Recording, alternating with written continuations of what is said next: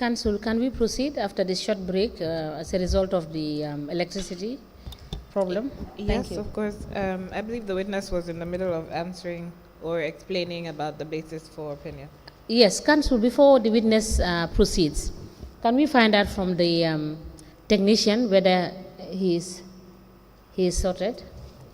He's indicating that he's good. So you can proceed. Thank you. Mr. Trawally, please proceed. Yes, the basis for that is the unpresented deposit, and then the key audit matters. But these key audit matters will not affect our opinion. That's the presentation of records was also an issue during the audit. The audit took a significant lot of time for us to finalize because documentation was an issue. That is the opinion. The opinion is qualified, except for qualification, meaning the accounts are true and fair, except for these undeposited slip. So the undeposited slips are the issues that are raised on page 67 of the report? On page? 67 of the report. Mm-hmm. Your finding is that the deposit slips in respect of licensed collectors were not presented for audit inspection for the years 2020 and 2021 as detailed below. And as in the absence of the deposit slips, you could not confirm that revenue collected were deposited to the bank. Yes, that is it. Yeah, because of this figure, we cannot say the account is true and fair. But this is the one that is pervasive, that affect. That's why we cannot say it is true and fair. But we said except for. It is true and fair except for these undeposited slips. So this is what we give as our basis for that opinion. So some of these collectors had 156 deposit slips that were unaccounted for, 67 deposit slips, 45 deposit slips, etc. There were quite a few deposit slips that were missing. Yeah. Were you able to tell how much revenue was not accounted for by reason of this? Yeah, because it was not submitted to, so we were not able to. It's unpresented deposit slips. Are we on the same page? Are you on page 67? Yes. Because you had stated that you cannot tell whether the amounts were paid into the bank. Let me just verify that 67, statement. unpresented deposit slip. I think our finding was deposit slips in respect of the licensed collectors were not presented for audit inspection for year 2020 and 2021 as detailed below. I don't know whether we're talking of the same part. We are, but it's because you have said that the basis for your qualified opinion, under 1, you said unpresented deposit slips. Yes. Deposit slips for 2 revenue collectors were not presented for audit inspection, as in paragraph 3.2.5 of the management letter. Without the deposit slips, we could not confirm if all revenue collected were banked, since we could not trace these collections in the bank statements. So that's what I'm trying to ascertain, whether you had an idea of how much revenue was unaccounted for due to the unpresented deposit slips. No, we were not able to. That is why, because it was unpresented. That's why it affects our opinion given for the period 2021. Otherwise, they could have, they might get a clean opinion. But because of this, that's why we said, except for this particular issue, we cannot say that the accounts are true and fair. Okay. Or the accounts are true and fair, except for this particular issue. Yes. All right.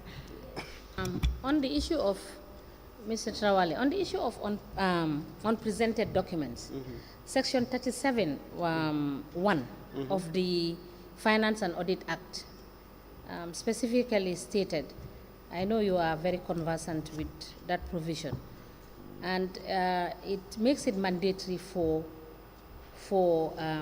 the supposed audited institution to provide you with the documents mandatorily. Yes. So in the instance where you request for the documents and they did not produce it, so you just state it and leave it like that? Is that how it goes? Yes, mandatory. We just bring it. If it is a financial statement, it will have an impact on our opinion. If it is not a financial statement of it, or audit, it will be reported so that those charged with governance, if you like, the oversight will know this is what happened. Because even if something that is mandatory has not been given to the auditors cannot take, the only action the auditors can take for now is to report it in their report and present it to those who assigned them to conduct that audit.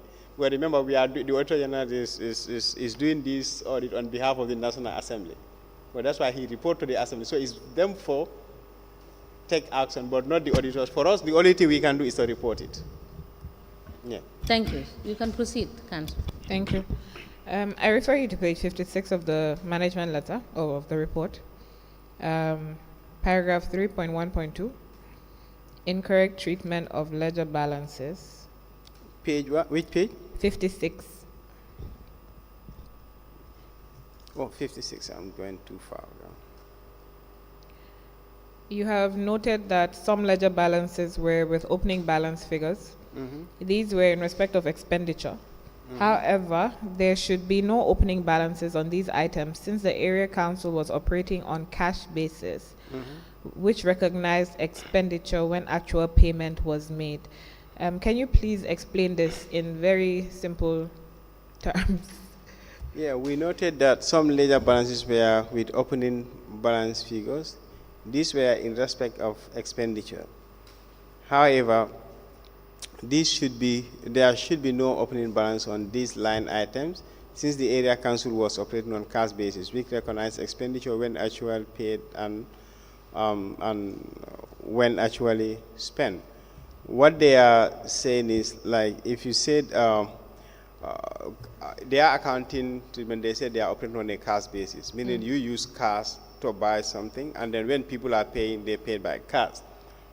So, if that's the thing, at the end of the year, what you should have should be cash, the physical cash in your book, and then in the bank, the physical cash.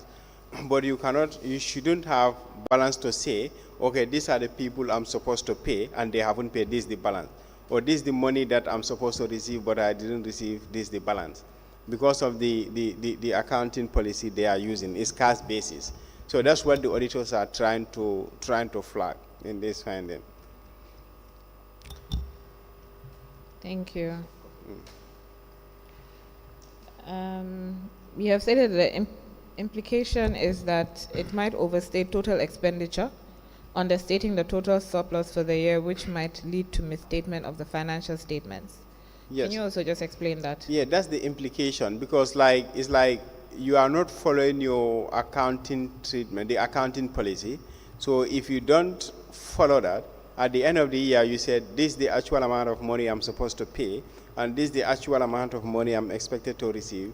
There is a risk that you might be underestimating the payment you should do, or understating the revenue that you supposed to receive.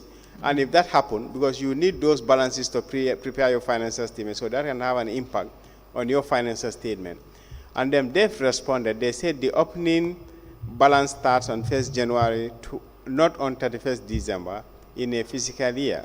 These balances are there for closing balances, according to their explanation.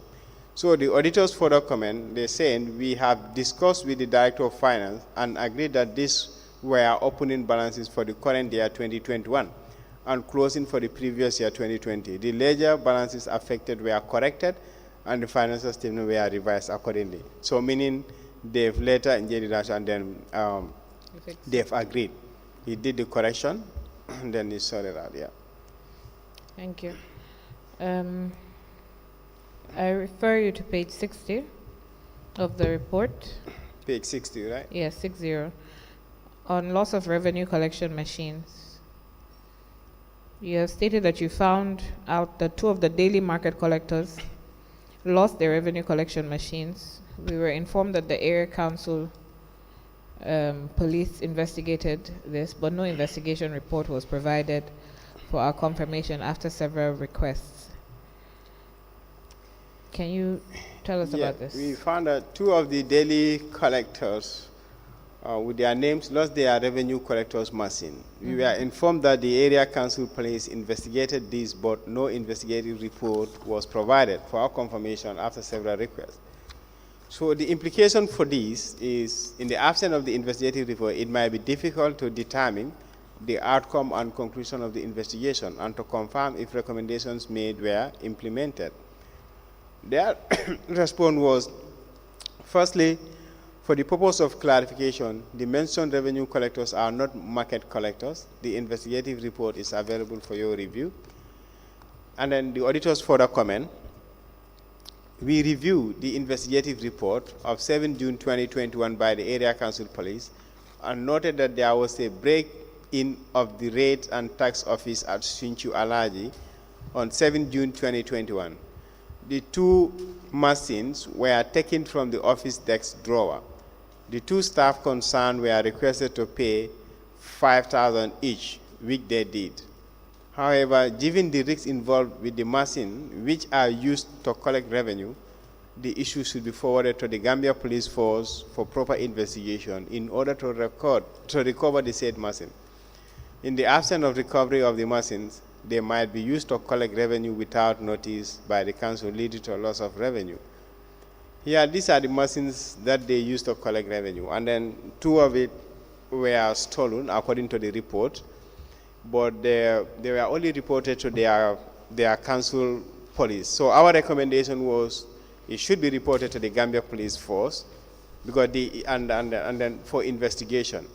Because the issue here is not about the money, because they said each of them paid $5,000. I don't know what that $5,000 was for, but the issue here is this is a machine used for collection of revenue. If it is not recovered or an action has not been taken, it can be in the hand of a wrong person, and then the person can use it to collect revenue. Okay. Page 78 of the report. It seems to be either a duplication or Page 78. 78, farther to page 67, which is, again, unpresented deposit slips. And it says the area council did not present some deposit slips in respect of collections of $446,863 for rates and taxes for audit inspection. 78, right? Yes. Yeah, but you know these, okay, let me just,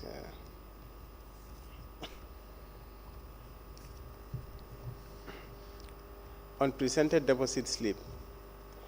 The area council did not present some deposit slips in respect of collection of $446,000 for rates and taxes for audit inspection. This might be the period. You know, the management letter is a combination of 2020 and 2021. And 2021, the internal control issues, we just make it one management letter. Okay. Yeah. And these other ones were specific for rates and taxes, yeah. But the issue was unresolved as at... Yeah, their response was, in 2020, all rates collectors were submitting to the principal cashier, as evident by the GTR number coded. It was only in 2021 when they started using the POS machine that they started depositing at the bank. So the auditors further comment, the query remain unresolved. Council should present the deposit slip from the principal cashier who was in receipt of the funds from the collectors. They were like, they are using the machine to collect the money and then just go and then bank it. But the auditors are saying, even after that, the deposit slip should still be submitted to the auditors for confirmation. Thank you. So may I ask? Yes, sure. In that perspective, what can you explain to us about self-receipting and self-review? Receipting. Because I see in your report that you raised the issue of self-receipting, that is self-receipting and self-review. Okay, is it this particular finding? No, the previous findings. They did occur in this one too? I have to understand the context, because maybe that particular fine, I will know the reason why they were. Yes, I just wanted to understand what that means in audit language. I know self-review. Self-receipt, I don't understand that. Maybe that's what you say, Because, general. Self-review. it says we've noted from the main cashier's cash book that an internal auditor stepped in to receive collections from collectors using the absence of the main cashier. Okay. He, however, also maintained his review function over the same transaction during this period. So the heading was self-receipting and self-review. Yes. Okay, that is clear. Because you know the internal auditor is to help management. So serve as an oversight function for the management. Should be a tool to help management to make sure that internal controls are working effectively. So if cashiers are doing these collections or whatever happening or whatever abnormality is happening, the internal auditor should in fact be able to detect that one quickly, because he is part of them. So his internal control procedure should be able to detect that one. So now, and his role is not to go and collect. So now they said the finding is saying the internal auditor took the receipt book and then went for collection for a particular period. Then now when he did the collection and he's supposed to conduct a review on those collectors, then who is going to review him? His transaction. So that's what they mean. The implication is there will be self-receipt. You go and then receipt it for yourself, and then you review your own transaction. Yes, so my question is, did you find anything like that in the 2019 report? No, there is nothing like that. Because I think those ones are very rare cases that you don't even expect it to happen. Yeah. So it did not occur in 2019? No, I didn't see any report of that. Thank you. Council, okay. Thank you. You can proceed. Thank you. On page 80 of the report, on the payments without adequate supporting documents, you have noted payments of $1,301,500, which were passed for payment without adequate supporting documents to substantiate the authenticity of the transactions. And you have indicated that the details are in Annex B. Your implication is that in the absence of the supporting documents, there's a risk that the authenticity of the payments could not be confirmed. Annex B contains a list of payments for which you said that there are no adequate supporting documents. Some of them are for air tickets.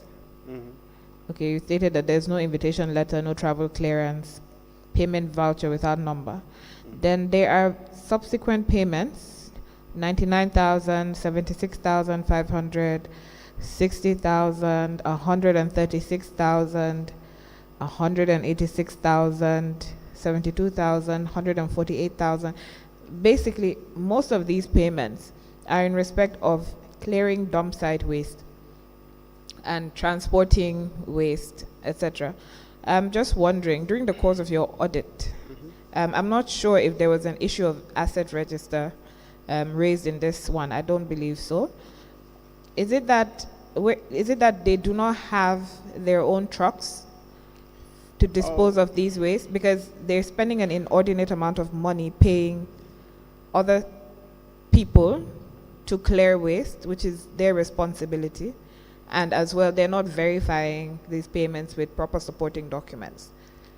Yes. When it's a payment without supporting document, that's why if you go to the annexes, you will see each and every payment, the required document that was missing. They will mention that, because this is a regulation that any payment should be supported. If you just come and you see a payment voucher and maybe only a receipt, but you don't know what was this payment all about, because you should make these payments as when an independent reviewer comes, he will be able to follow the documentation and then have an understanding about the payment. That's how it should be. If we are following these regulations, there will be nothing like to say somebody come, auditors want to review and say, oh, the person responsible, you have to wait for him, he's out or so, because files should be, documentation should be able to speak and guide whoever comes in. So in this case, payments amounting to 1,301,500 were passed for payments without adequate supporting document. And then, as you have seen in the annexes, if you are traveling and they paid you a per diem, auditors want to see what is this traveling all about. Where are you going? The air ticket, the invitation, because that will show the duration, the number of days you should be paid, and the like. If it is dump site, yes. This is a common payment at the BAKARY Area Council. I think they used to rent these truck owners to in transporting their dump site, the rubbish to the dump site. But in doing that one, when the auditors just see a payment voucher, payment to BAKARY, 50,000 for transportation of dump site, but you don't see any documentation to support that payment. How do you identify that one? Is it that there is a contract between you and that individual? What is the agreement? How many days, or how many trips? If these things are not specified, auditors will just flag it. Payments without adequate supporting document. Yeah, so that is the purpose of this payment. Most of these dump sites, I think they will rent trucks from individuals and then to do the service for them. When you say most of these dump sites, you mean for BAKARY Area Council specifically, yes, or generally? From the BAKARY Area Council to transport these dump sites, this rubbish to the dump site.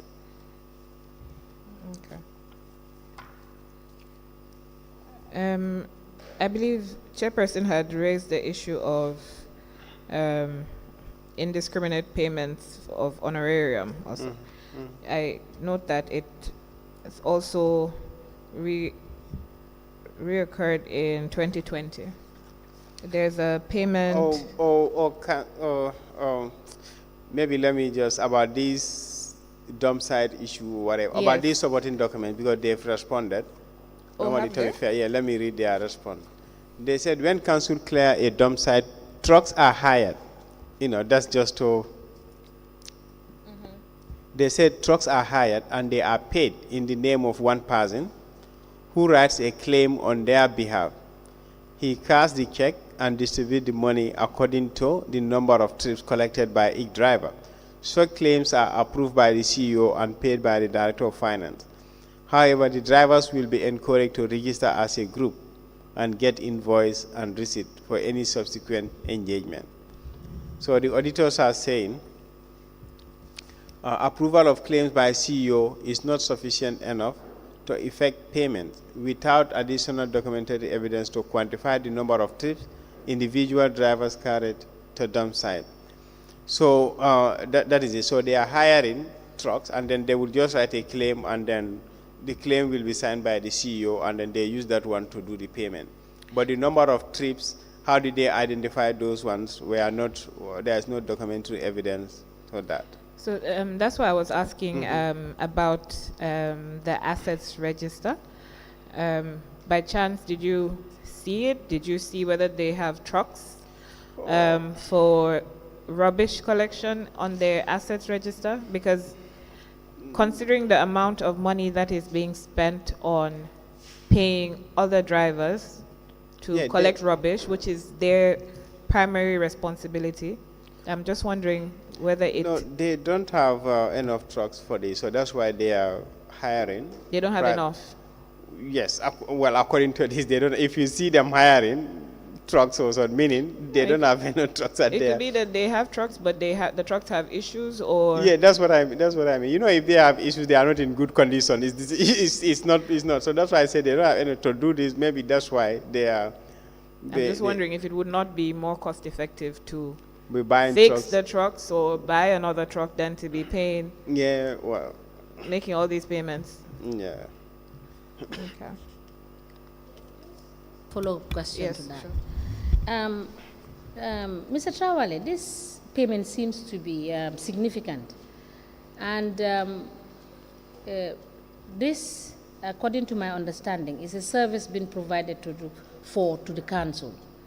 In this instant, would it not have been appropriate for them to have service contracts with these providers of the service? Yeah, how they should, and then these payments also, not that all this amount was for the payment of this. It's a combination of different payments. That's why I think if you go to the table, the other one was about the air ticket. So these are all the payments that we feel that they are not adequately supported.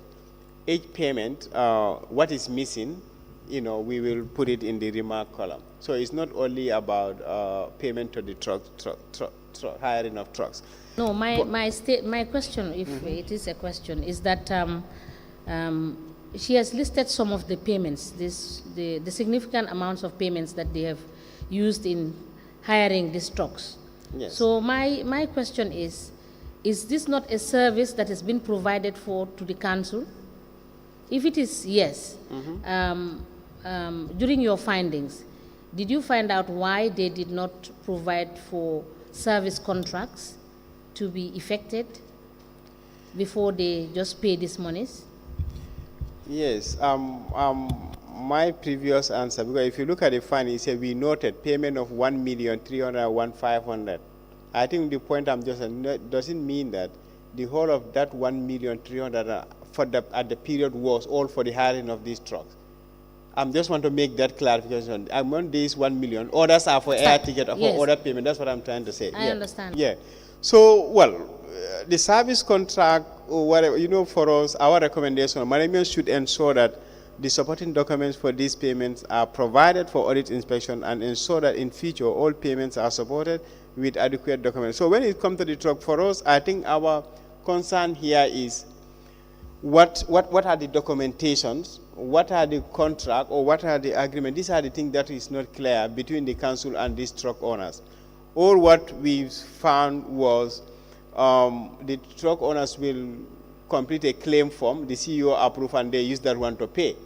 So we don't know the agreement, the arrangement, whether there is any contract, and those things we are not provided to us. So that's why we are like, it needs to be supported so that stakeholders can be informed, and then that will help them to come up with mechanism how to improve, or how the council should improve on its operation. So the service contract or whatever, maybe that's for the stakeholders to advise the councils or whatever what they should do, because as auditors this is not our area. So for us it's just to say documentation need to be sufficient so that the stakeholders can be informed accordingly and then help them in their decision making. Thank you. Council. Thank you. So I believe 3 of the issues that were raised by the chairperson earlier in the 2018 report are recurrent in the 2021 report. So as I had stated, the issue of honorarium. On page 81, there was an honorarium, or there was a payment of $2,000 in respect of honorarium without receipts or recipient signature. And they've detailed it below. It was to 4 people, which were all 2 TVs and 2 radio stations. They have said that the payees have appended their signatures as recipients to the corresponding amounts. I mean, you don't have a further auditor's comment, but I'm assuming that it was done retrospectively, which is why you had stated before that there were no signatures. Yes, if you look at this file, the 2018 one was like the payment of indiscriminate payment of honorarium. Honorarium is acceptable if at all you follow the procedure. So by then, they will be paying. You will see a lot of payment, honorarium payment, and you cannot even know what are these payments all about. So that's why in this 2021, the heading is not saying indiscriminate payment of honorarium, because meaning that is no more a trend. That is no more happening. So in this case, it was paid, but it is not like how it was. So in this case, they said the ones who were paid, you look at the amount 2,000, but they haven't signed to see that whether they have actually received it. So that's why the heading here is payment without acknowledgement.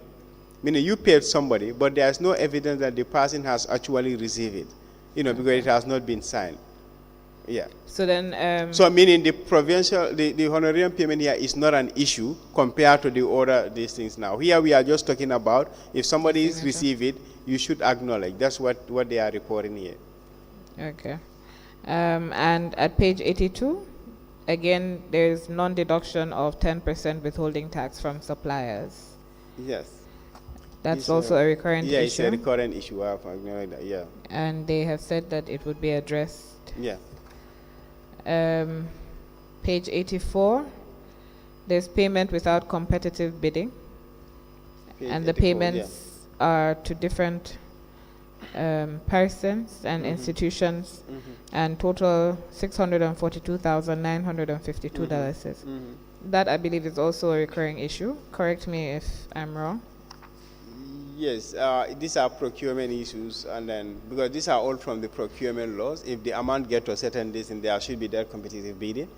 But in this case, we noted a payment of $642,952 for a purchase of spare parts and stationaries were made without required 3 quotations.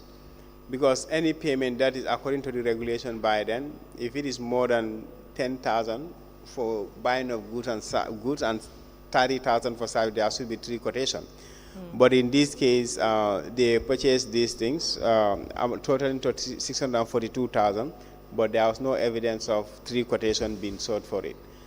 And then the implication, in the absence of competitive bidding, value for money might not be obtained by the council, which might lead to procurement of inferior goods, inferior goods and poor services. So their response was, we admit our shortcoming.